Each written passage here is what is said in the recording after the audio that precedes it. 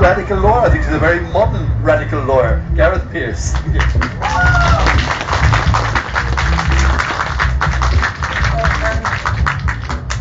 Here we are at a peace festival in Brighton, and it's important to consider perhaps what peace is.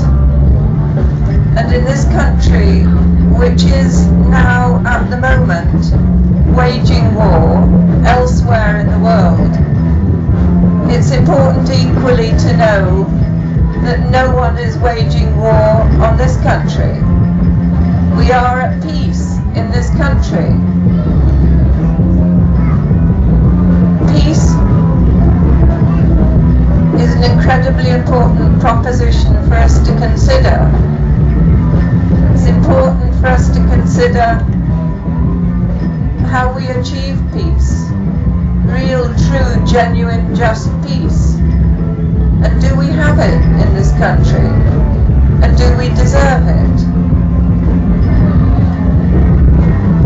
Violence, said Martin Luther King, who was a pacifist, violence is the voice of the unheard.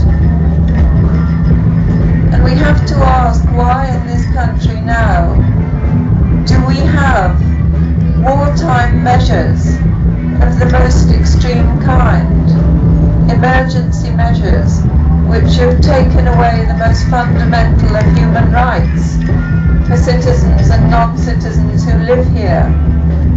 Why is it, how is it that we have been able to do this, that we've done it, when we're not at war? No one has invaded. It is not a national emergency. The institutions of the society in which we live are safe and firm.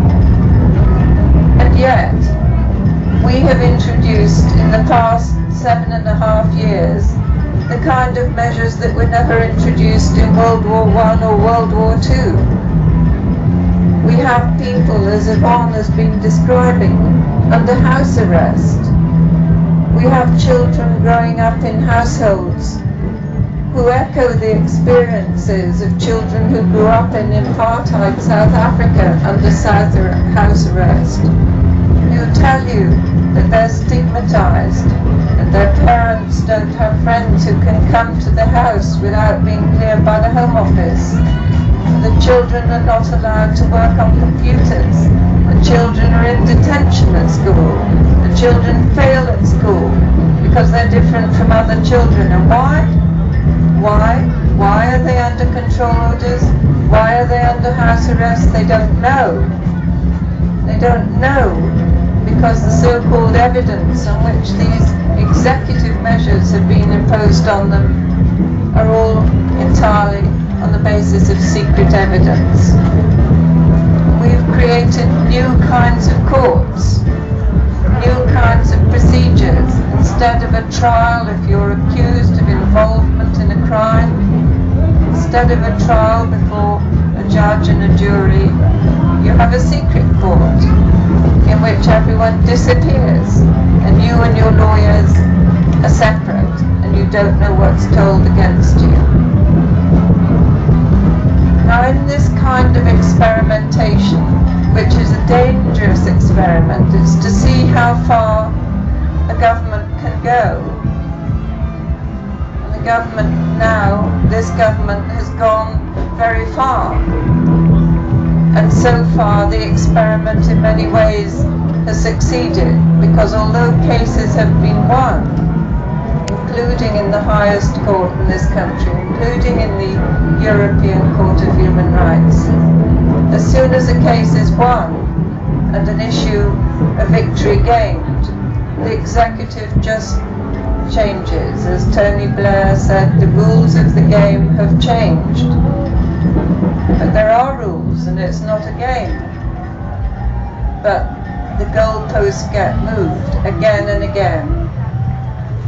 Now the position we've arrived at here now in this country today is we've achieved the permanence up to this point of the use of secret courts and secret evidence.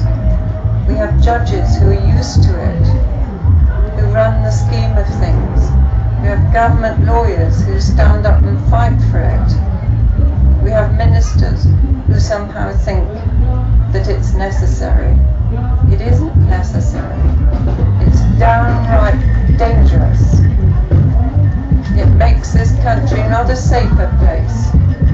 It gives this country a place in the legal systems of the world. It gives this country a leading place in the legal systems of this world. And it's a very bad place to be. It's a place where we have triumphantly stated we are willing to shred up, destroy, as permanently as we can, the right to a fair trial, the right to a fair and public and open trial, the right to know the case against you, the right to be free from arbitrary arrest and arbitrary imprisonment.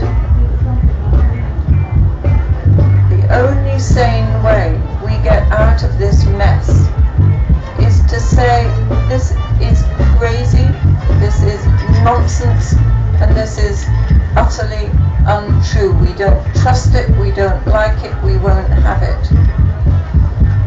Now in Brighton, specifically in relation to one of these experiments, something far more interesting has taken place in the last year.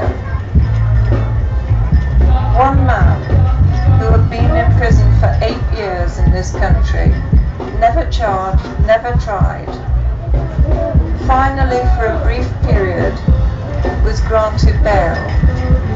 He doesn't know the case against him. He hasn't been told the case against him. But he won the right to bail on utterly restrictive conditions, 24 hours house arrest. But the house was in Brighton, and the house was a house of one of you, a long time, upright, decent, good man who's committed his life to campaigning for peace. And the few visitors this man had were precisely the same. Good people, but equally intelligent people, who came to know this man. And they did precisely what has been lacking in the whole of the last 7.5 years. They talked to him, they debated with him, they got to know him, and they saw what the government had never seen. This man has nothing to do with terrorism. He's just like the rest of us. A serious person, concerned about the world,